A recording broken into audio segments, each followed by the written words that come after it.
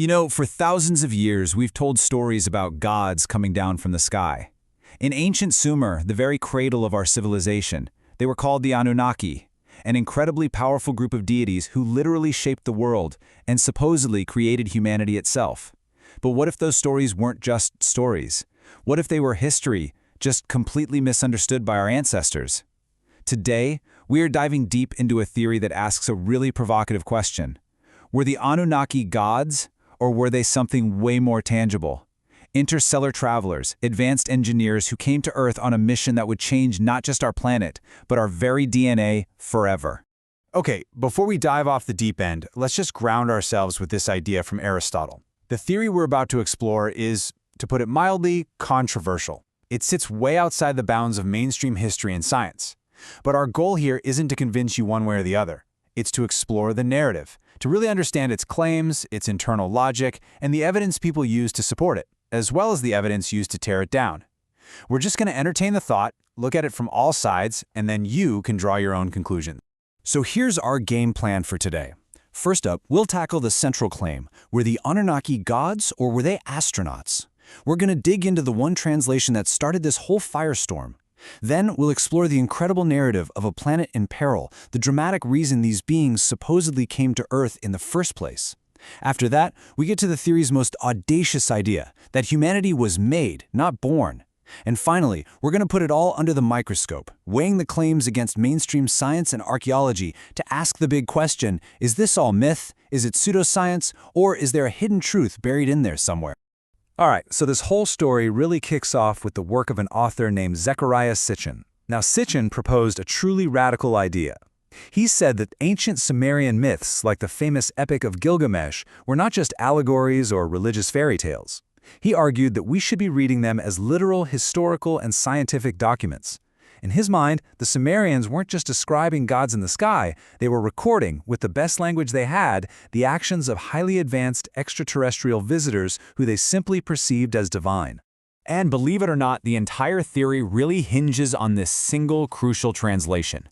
Sitchin argued that the name Anunnaki itself tells the whole story. He broke it down like this: A-N for heaven or sky, U meaning who or that which is, and N-A, which he says means came down, and K for earth. You put it all together and you get those who from heaven to earth came.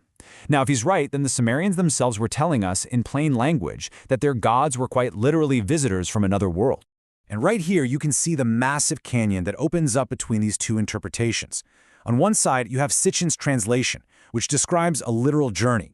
On the other side, you have the mainstream view from Sumerian scholars who translate Anunnaki very, very differently. They see it as Anunna, meaning descendants of the sky god An, plus the suffix ki. This gives us something like the descendants of the monarch, or princely seed, which describes a divine royal family tree, a pantheon of gods. So you see, one interpretation creates a story of mythology. The other creates a story of ancient astronauts. The entire narrative we're about to explore flows directly from Sitchin's translation. Okay, so let's run with Sitchin's idea for a minute. If the Anunnaki were actual physical beings who came to Earth, they had to have a reason, right? Well, according to the theory, this wasn't some grand journey of exploration or conquest. It was a mission born out of pure desperation, a crisis on their homeworld so severe it threatened their very existence. Sitchin says the Anunnaki homeworld is a planet called Nibiru, a rogue planet on this massive 3,600-year elliptical orbit that swings it through our inner solar system every now and then. And the story goes that Nibiru was facing a full-blown environmental apocalypse. Its atmosphere was literally eroding, getting stripped away by cosmic radiation. Their incredibly advanced technology was being overwhelmed by massive volcanic eruptions that were just choking the skies. Basically, their world was dying. So their greatest minds came up with this one long-shot solution. It was kind of elegant, totally desperate, and it needed one very specific resource: gold. The plan was to grind gold into an incredibly fine powder, shoot it up into their upper atmosphere, and create a reflective shield, basically a planetary sunscreen, to deflect radiation and try to stabilize their climate.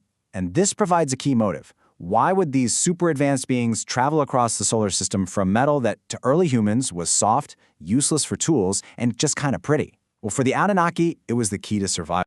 So with that plan in place, the mission was a go. They sent out probes, scouring the solar system for gold. One probe sent back a glimmer of hope. The third planet from the sun, which they called Kai, Our Earth was rich in gold and had plenty of water. So they had to wait. They waited until Nibiru's long, looping orbit brought it close enough to our part of the solar system, and then they launched their fleet. They arrived in what is now Mesopotamia, established their first city, Eridu, and began the enormous, centuries-long project of mining Earth's gold. And this is where the story takes its most dramatic, and honestly its most unsettling turn. The mining operation was brutal work, and after thousands of years of this backbreaking labor, the Anunnaki's workforce rebelled. Faced with a labor crisis that threatened their entire mission to save their home world, the Anunnaki leaders turned to a solution that was as brilliant as it was terrifying. If they couldn't find a new workforce, they would create one. For 150,000 years, a conquered race called the Igigi labored in the gold mines under just horrific conditions.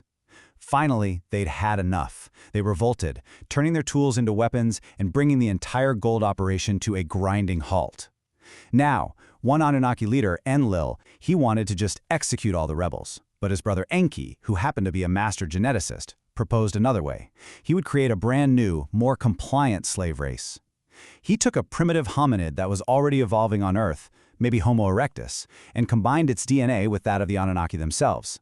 The result was Adamu, the first Homo sapien, created in the image of his gods to be the perfect primitive worker. Well, eventually, this new human race grew too numerous and, frankly, too noisy for the leader, Enlil. He decided it was time to just wipe us out, and the perfect opportunity was coming. Nibiru was due for another close pass, and this time its gravitational pull would trigger a cataclysmic global flood. The Anunnaki Council agreed to let humanity perish and swore an oath of secrecy. But Enki, the geneticist who had created humanity, had grown fond of us. He secretly warned a wise man named Utnapishtim, telling him to build a great boat and save the seed of all living things. And as you can see here, this ancient Sumerian story from the Epic of Gilgamesh has some absolutely striking parallels to the story of Noah's Ark. The theory says they're both just accounts of the same real event, a planetary flyby that nearly wiped us all out. So, that is the sweeping epic narrative of the ancient astronaut theory. It's a heck of a story. But now we have to pivot. We've entertained the thought, and now it's time to really scrutinize it. What does mainstream science, history, and archaeology actually have to say about these incredible claims? Let's put the evidence under the microscope. According to Orthodox scholars, the people who actually study this for a living, the Anunnaki were absolutely central figures, but as deities within a complex religious system. They were the children of the sky god On, and they formed a divine council that decided the fates. They also served as the 7 judges of the underworld. And critically, for a society totally dependent on farming, they were fertility gods. The point is, the texts don't describe them as physical astronauts. They treat them as divine forces that control the cosmos, the harvest, and the afterlife. However, and this is a big however, proponents of the theory point to a genuine scientific mystery as potential evidence. You see, Homo sapiens appeared around 300,000 years ago. But for the next 250,000 years, our technology and our culture evolved at a snail's pace. Then, all of a sudden, around 50,000 years ago, something happened. We see this sudden explosion of art, symbolic thought, sophisticated tools, complex language. It's called the Great Leap Forward, or the cognitive revolution. It's almost like a switch was flipped inside the human brain. The mystery for science has always been, what flipped it? And the Anunnaki theory provides a very simple, if extraordinary, answer. And get this, recent science has actually given us a potential biological mechanism for this very leap. Researchers identified a specific gene, TKTL1, that's unique to us, to modern humans. A tiny mutation in this gene, which is different from the version Neanderthals had, triggers a much faster creation of neurons in the brain. It's been described as a turbo switch for intelligence. So the question becomes, was this mutation just a natural, lucky accident of evolution, or was it, as the theory claims, a deliberate act of engineering? So this brings us to the 2 competing explanations. Sitchin's theory argues that the Anunnaki's genetic meddling is the who that flipped that TKTL1 switch to create a smarter worker. The scientific consensus, though, has its own powerful explanation, called punctuated equilibrium. This theory basically argues that evolution isn't always slow and gradual. During periods of major environmental stress and rapid change, it can actually happen in very quick, dramatic bursts. And this model fully accounts for sudden leaps like our cognitive revolution without needing any aliens at all.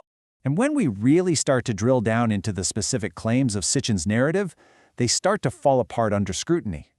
Mainstream scholars are very clear that the word Nibiru in Babylonian astronomy just means crossing or point of transition.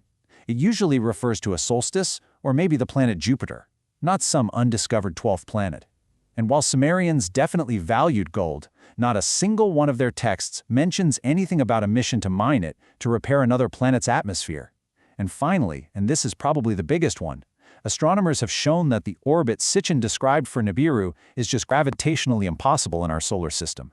A planet that big on a path that weird would have either been flung out into deep space or it would have completely wrecked the orbits of all the other planets a long, long time ago. And this really gets to the core criticism of how Sitchin worked. This quote here captures the main academic problem with his whole approach. The normal scientific and historical method is you gather a bunch of evidence, and then you form a conclusion based on what you found. The critique of Sitchin is that he did the complete reverse. He started with his grand theory of ancient astronauts and anyone looking for strange, unconventional translations that would fit the conclusion he'd already decided on. And let's look at one last scientific claim he made. Sitchin pointed to an early finding from the Human Genome Project that found 223 human genes that didn't seem to have any evolutionary predecessors. He claimed these were the alien genes that the Anunnaki inserted. But subsequent genetic analysis using much more complete databases has completely refuted this. Scientists found that the initial conclusion was just a result of not having enough data to compare it to. Those genes do have evolutionary precedence, we just hadn't found them. So, after looking at the story, the claims, and the evidence, where does that leave us? Well, the specific claims of Zecharia Sitchin's theory, a planet named Nibiru, a mission to mine gold, that 3,600-year orbit, they just aren't supported by the evidence we have from linguistics, archaeology, or astronomy. But even if we set that specific story aside, the deep, fundamental questions that it tries to answer are still there. We are a species with a truly mysterious cognitive leap in our past. We tell strikingly similar myths about great floods and sky gods across cultures that were totally disconnected. And so, while the theory of the Anunnaki as alien engineers might not hold up, it forces us to confront these profound and still unanswered questions about our own origins. It leaves us with one last fascinating thought. You don't have to believe in ancient astronauts to wonder who or what really flipped that switch.